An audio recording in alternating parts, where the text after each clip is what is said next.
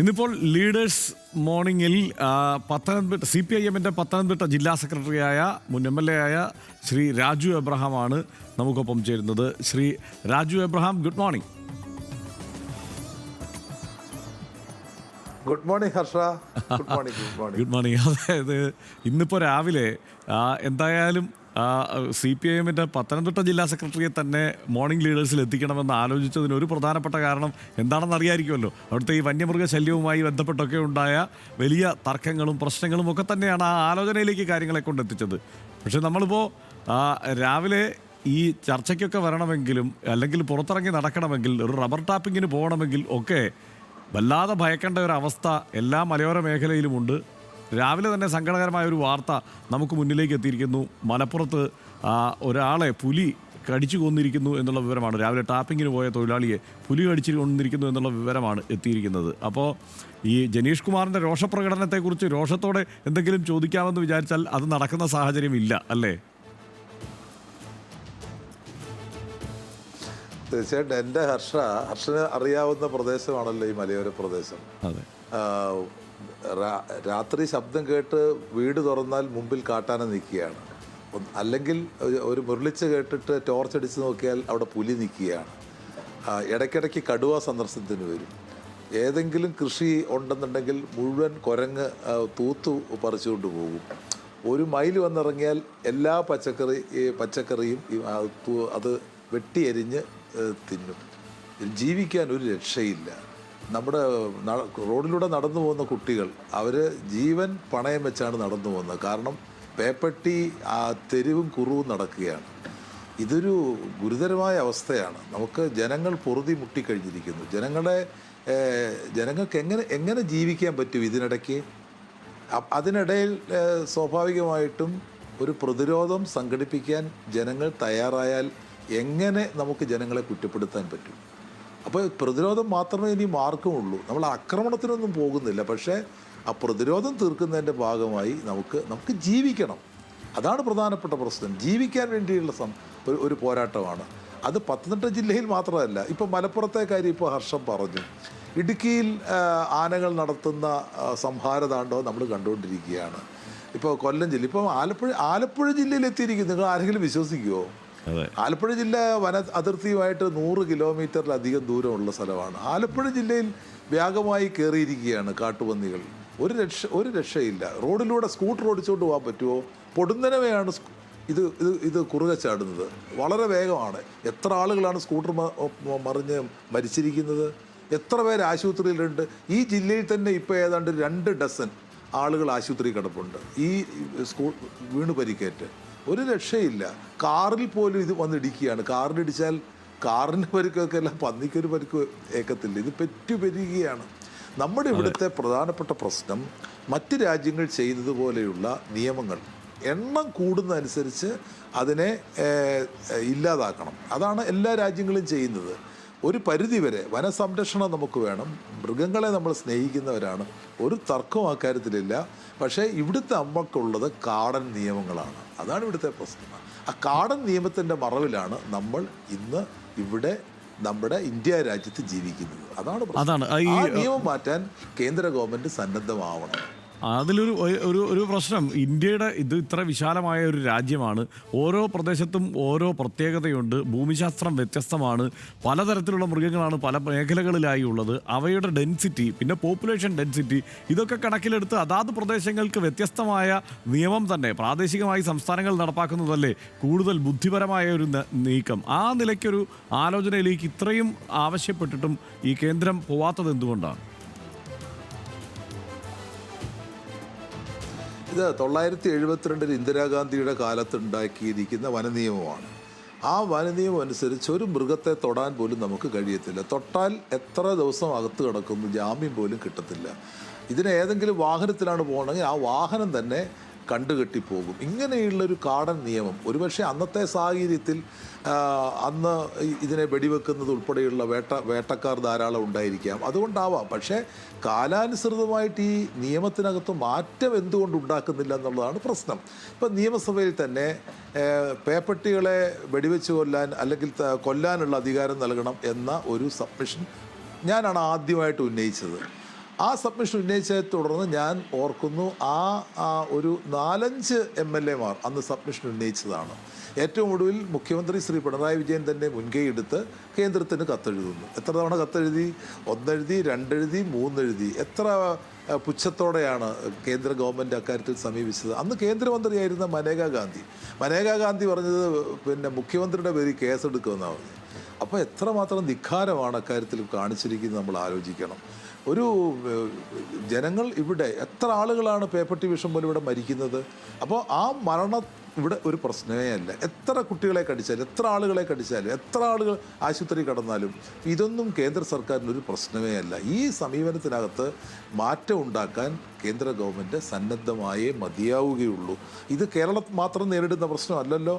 ഇത് മറ്റ് സംസ്ഥാനങ്ങളിൽ അവിടുന്നെല്ലാം ഈ വന്യമൃഗങ്ങളുടെ ആക്രമണം, ഇതാരും കാട്ടിപ്പോയി ആക്രമണത്തിന് വിധേയരാകുന്നവരല്ലല്ലോ. അതാണ് പ്രധാനപ്പെട്ട പ്രശ്നം. നാട്ടിൽ ജീവിക്കുന്നവരാണ്. നാട്ടിലിറങ്ങുന്ന മൃഗങ്ങൾ എങ്ങനെ കാട്ടുമൃഗങ്ങളാവും? വളരെ പ്രധാനപ്പെട്ട ഒരു ചോദ്യമാണ് ഞാൻ ഉന്നയിക്കുന്നത്. കാട്ടുമൃഗങ്ങൾ കാടിൻ്റെ ഉള്ളിലാവുമ്പോൾ അത് കാട്ടുമൃഗങ്ങളാണ്. ആ മൃഗങ്ങൾ നാട്ടിലിറങ്ങുമ്പോൾ എങ്ങനെയാണ് അത് കാട്ടുമൃഗങ്ങളാവുന്നത്? അത് നാട്ടുമൃഗങ്ങളാണ്. നമ്മളിവിടെ പോത്തിനെ കൊല്ലുന്നുണ്ട്, നമ്മൾ മുയലിനെ കൊല്ലുന്നുണ്ട്, കോഴിയെ നമ്മൾ കൊല്ലുന്നുണ്ട്, കാടയെ നമ്മൾ കൊല്ലുന്നുണ്ട്, ഇതെല്ലാം കൊല്ലുന്നുണ്ട്, നമ്മൾ തിന്നുന്നുമുണ്ട്. അപ്പോൾ കാട്ടിലിറങ്ങുന്ന മൃഗങ്ങൾ നാട്ടുമൃഗങ്ങളായി പരിഗണിച്ച് സ്വാഭാവികമായിട്ടും അതിനെ ഭക്ഷിക്കാൻ ആവശ്യമായ, അതിനെ തിന്നാൻ ഉള്ള അനുമതി തരണം. ഇന്ന് നമ്മുടെ കൃഷിമന്ത്രി, ഇന്നലെ മന്ത്രി ബഹുമാനപ്പെട്ട ശ്രീ പി പ്രസാദ്, അദ്ദേഹം പരസ്യമായിട്ട് തന്നെ പറഞ്ഞല്ലോ, ഈ കാട്ടുപന്നികളെ തിന്നാനുള്ള അവകാശം ജനങ്ങൾക്ക് നൽകണം. അതാണ് ഞങ്ങളുടെ നിലപാട്.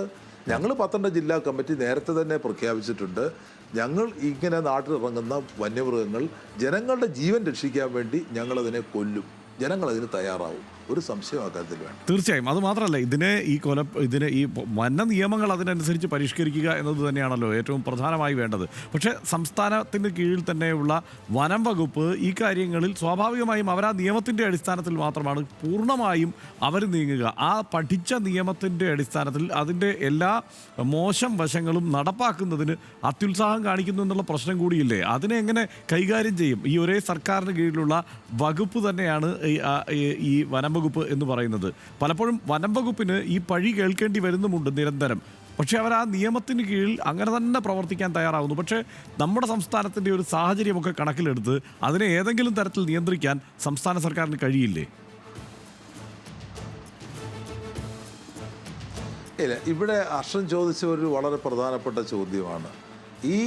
ഈ നിയമങ്ങൾ നിൽക്കുമ്പോൾ സംസ്ഥാന ഗവൺമെൻറ്, സംസ്ഥാന വനംവകുപ്പ് എങ്ങനെ പ്രവർത്തിക്കണം എന്നുള്ളത് പ്രധാനപ്പെട്ട പ്രശ്നം തന്നെയാണ്. കേന്ദ്ര നിയമത്തിൻ്റെ അടിസ്ഥാനത്തിലാണ് പ്രധാനമായും വനംവകുപ്പിന് പോകാൻ വേണ്ടി കഴിയുക. ആ നിയമങ്ങൾ സംസ്ഥാനത്ത് നടപ്പിലാക്കുമ്പോൾ പ്രായോഗികമായ പ്രശ്നങ്ങളെ വനംവകുപ്പ് കാണണം. അതാണ് പ്രധാനപ്പെട്ട. പ്രാക്ടിക്കലാവണം.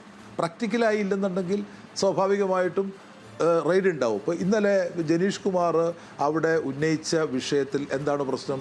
അവിടെ വനംവകുപ്പിൻ്റെ ജില്ലയിലുള്ള എല്ലാ ഉദ്യോഗസ്ഥന്മാരെയും വിളിച്ചു വരുത്തുക, അവിടെ വ്യാപകമായ റെയ്ഡ് ആരംഭിക്കുക, വീടുകൾ തോറും ആളുകളെ പിടിച്ചുകൊണ്ട് പോവുക, കോൺസെൻട്രേഷൻ ക്യാമ്പിൽ, അടിയന്തരാവസ്ഥയിൽ കോൺസെൻട്രേഷൻ ക്യാമ്പിൽ കൊണ്ടുപോകുന്നതുപോലെ ആളുകളെ ക്യാമ്പിലേക്ക് കൊണ്ടുപോവുക. അതൊന്നും ഒരു കാരണവശാലും ചെയ്യാൻ പാടില്ല. പക്വത ഇക്കാര്യത്തിൽ ഉണ്ടാവണം. ഇവിടെ പക്വതയോടുകൂടി സമീപിക്കുന്നില്ല എന്നുള്ളതാണ് പ്രധാനപ്പെട്ട പ്രശ്നം. അപ്പം ഇവിടെ ഇന്ന് നാട്ടിൽ സംഭവിച്ചിരിക്കുന്ന ഇത് അനീതിയാണ്. കാരണം കാട്ടുമൃഗങ്ങൾ നാട് ഭരിക്കുന്ന നിലയിലേക്ക് കാര്യങ്ങൾ വന്നാൽ സ്വാഭാവികമായിട്ടും ജനങ്ങളുടെ ജീവനാണ് ജനപ്രതിനിധികളെ സംബന്ധിച്ചിടത്തോളം പ്രധാനപ്പെട്ട കാര്യം. ജനങ്ങളുടെ ജീവനും കൃഷിയുമാണ് രാഷ്ട്രീയ പാർട്ടികളെ സംബന്ധിച്ചിടത്തോളം പ്രധാനപ്പെട്ട കാര്യം. ഇപ്പോൾ പ്രായോഗികമായി കാര്യങ്ങളെ കാണുവാനുള്ള ഒരു വഴിത്തിരിവ് വനം വകുപ്പിന് തീർച്ചയായിട്ടും ഉണ്ടായേ മതിയാവുകയുള്ളൂ. ബഹുമാനപ്പെട്ട മുഖ്യമന്ത്രി തന്നെ കണ്ണൂരിൽ ജനങ്ങളുടെ ആവശ്യങ്ങൾ അവിടെ ബിഷപ്പ് ഉൾപ്പെടെ, തലശ്ശേരി ബിഷപ്പ് ഉൾപ്പെടെ ഉന്നയിച്ചപ്പോൾ പറഞ്ഞ മറുപടി എന്താണ് പറഞ്ഞത്? കാട്ടുപന്നികളെ പഞ്ചായത്തുകളിൽ അവിടെ നിയമാനുസൃതം കൊല്ലുമ്പോൾ അതിൻ്റെ പുറകെ വനംവകുപ്പുകാർ പോവണ്ട. എത്ര പക്വതയോടെയാണ് ബഹുമാനപ്പെട്ട മുഖ്യമന്ത്രി അക്കാര്യം പറഞ്ഞത്. എന്നിട്ടും വനംവകുപ്പിന് ഇത് മനസ്സിലാവുന്നില്ല എന്ന് പറഞ്ഞാൽ വനംവകുപ്പിലെ ചില ഉദ്യോഗസ്ഥന്മാർ, ആ ഉദ്യോഗസ്ഥന്മാർ ഏതാണ്ടൊരു 50 വർഷം മുമ്പ് ജീവിക്കേണ്ടവരാണ്. അവരുടെ മാറ്റം ഉണ്ടാകണം. ഞങ്ങൾക്ക് ഒത്തിരി അനുഭവങ്ങൾ ഇക്കാര്യത്തിലുണ്ട്. ഞാൻ വനത്തിൻ്റെ സബ്ജക്റ്റ് കമ്മിറ്റിയിൽ പ്രവർത്തിക്കുന്ന സമയത്ത് അന്ന് ഗണേഷ് കുമാർ ചാർജാണെന്ന് എനിക്ക് തോന്നുന്നു. അന്ന് ഞാൻ പറഞ്ഞു, ഈ വനത്തിൻ്റെ ഉള്ളിൽ തീറ്റ ഉണ്ടാവണം, വനത്തിൻ്റെ ഉള്ളിൽ വെള്ളം ഉണ്ടാവണം, അവിടെ ഒന്നുമില്ല, അത് മൊത്തം നാട്ടിലേക്ക് ഇറങ്ങുകയാണ്. അന്ന് അവിടെ ഇരുന്ന വനംവകുപ്പ് ഉദ്യോഗസ്ഥന്മാർ പറഞ്ഞത് എന്താണെന്നറിയുമോ? പുറത്തുള്ള ഒരു വൃക്ഷവും അകത്ത് കയറാൻ പാടില്ല, ഫോറിനാണ്. അവരുടെ അർത്ഥത്തിൽ ഇത് ഫോറിനാണ്. ഞാൻ പറഞ്ഞു, ഒരു ഹെലികോപ്റ്റർ എടുക്കൂ, 1 ലക്ഷം ചക്കക്കുരു നിങ്ങൾ വെതറൂ, അല്ലെങ്കിൽ 2 ലക്ഷം ചക്കക്കുരു വെതറൂ, അവിടെ പ്ലാവ് ഉണ്ടാവും, അവിടെ സ്വാഭാവികമായിട്ടും മറ്റു മൃഗങ്ങളൊക്കെ അവിടേക്ക് വരും. അപ്പോൾ ആ നിർദ്ദേശം പറഞ്ഞപ്പോൾ അവിടെ ചെക്ക് ഡാം കെട്ടാൻ ഞങ്ങൾ പറഞ്ഞു. അന്നിരുന്ന ഉദ്യോഗസ്ഥന്മാർ ഒന്നും അനുവദിച്ചില്ല. എന്നാൽ പിന്നത് മാറി. 2016 ഈ വിഷയം ഞാൻ തന്നെ നിയമസഭയിൽ ഉന്നയിച്ചു. കെ രാജു ആണെന്ന് വനംവകുപ്പ് മന്ത്രി. അന്നിരുന്ന ഉദ്യോഗസ്ഥന്മാർ വനമന്ത്രിക്ക് കൊടുത്ത നിർദ്ദേശം, ഈ നിർദ്ദേശം ഏറ്റവും ഫലപ്രദമാണ്, ഇത് നടപ്പാക്കിയേ മതിയാവൂ.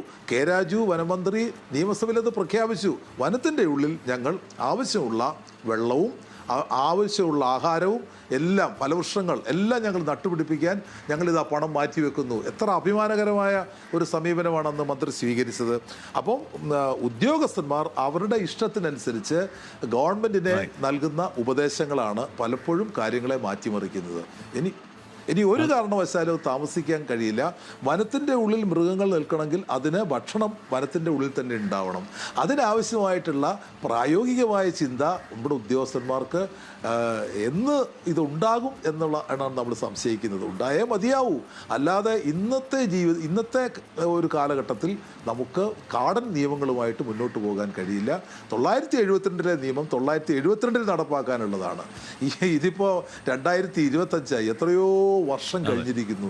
ഇപ്പോഴും ആ കാടൻ, തുരുമ്പ് പിടിച്ച ആ കാടൻ നിയമത്തിനകത്ത് നിൽക്കുകയാണ്. അത് മാറിയേ മതിയാവും, ഇല്ലെങ്കിൽ ജനങ്ങളത് മാറ്റും. തീർച്ചയായും അത് ഈ ദേശീയ തലത്തിൽ ഒരേ മട്ടിൽ ഒരു നിയമം നടപ്പാക്കുമ്പോഴുള്ള വലിയ പ്രശ്നം എന്ന് തന്നെ നമുക്ക് അതിനെ കാണാൻ കഴിയും. എന്തായാലും ഈ ഒരു വിഷയം തന്നെയാണ് നമ്മൾ ഇന്ന് ശ്രീ രാജു എബ്രഹാമിനോട് സംസാരിക്കാൻ ഉദ്ദേശിച്ചിരുന്നത്. അതിൽ വളരെ കൃത്യമായി നിലപാട് പറഞ്ഞിട്ടുണ്ട്. വളരെ സന്തോഷം ഈ നിലപാട് ഇങ്ങനെ പറഞ്ഞതിന്. മാത്രമല്ല, ഇന്നത്തെ ദിവസം എന്ന് പറയുന്നതിൻ്റെ ഒരു പ്രത്യേകത ഞാൻ നേരത്തെ പറഞ്ഞല്ലോ. കാരണം ഒരാളെ ടാപ്പിങ്ങിന് പോയ ഒരു തൊഴിലാളിയെ പുലി പിടിച്ച് കൊന്നിരിക്കുകയാണ് മലപ്പുറത്ത്. അതുമായി ബന്ധപ്പെട്ടുള്ള ചർച്ചകളിലേക്കും അതുമായി ബന്ധപ്പെട്ട വാർത്തകളിലേക്കും നമ്മൾ ഇന്ന് ഈ ദിവസം കടക്കാൻ പോവുകയാണ്. അപ്പോൾ ആ ദിവസത്തിൻ്റെ തുടക്കത്തിൽ തന്നെ ഈ കാര്യത്തിൽ വ്യക്തമായ ഒരു കാഴ്ചപ്പാട് പറഞ്ഞതിന് വളരെ നന്ദി Shri Raju Abraham. Thank you. Thank you.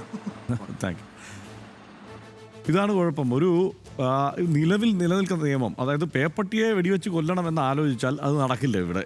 കാരണം ആ പേപ്പട്ടിയുടെ പിടിച്ച് അത് ചത്തുപോകുന്നതിനൊരു കാലയളവുണ്ട്. ആ കാലയളവ് വരെ കാത്തിരിക്കണം എന്നുള്ളതാണ് നിയമത്തിൽ പറയുന്നത്. അതിനിടയ്ക്ക് പേപ്പട്ടി എത്ര ആളെ കടിക്കും എന്നുള്ളത് നമുക്ക് പറയാൻ പറ്റുന്ന കാര്യമാണോ? കഴിഞ്ഞ ദിവസം സോഷ്യൽ മീഡിയയിൽ നടന്ന ഒരു കൗതുകമുള്ളൊരു ചർച്ച, ജീവിക്കാൻ ഏറ്റവും സുഖകരമായ സ്ഥലം, ഏറ്റവും നല്ല സ്ഥലം ഏതാണ് എന്നത് സംബന്ധിച്ചുള്ള ഒരു ചർച്ച രാവിലെ ഞാനിങ്ങനെ സോഷ്യൽ മീഡിയയിൽ വായിക്കുകയാണ്. അപ്പോൾ അതിനകത്ത് ഒരാൾ പറഞ്ഞു, ഞങ്ങളുടെ കുട്ടനാടാണ് ഏറ്റവും ഗംഭീരം, കുട്ടനാട്ടിലൊരു പ്രശ്നവുമില്ല, വന്യമൃഗശല്യം ഇല്ല, അതുകൊണ്ട് കുട്ടനാട്ടിൽ വന്ന് ജീവിക്കാമെന്ന്.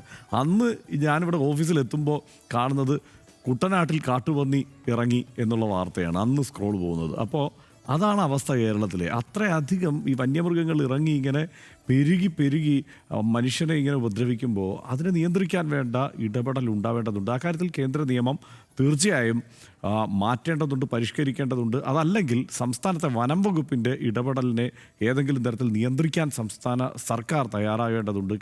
കേരളത്തിൻ്റെതായ രീതിയിൽ തന്നെ പോയേ മതിയാകൂ എന്നുള്ള സാഹചര്യവുമുണ്ട്. അതുതന്നെയാണ് ശ്രീ രാജു എബ്രഹാം ഇവിടെ ദീർഘമായി വിശദീകരിച്ചതും.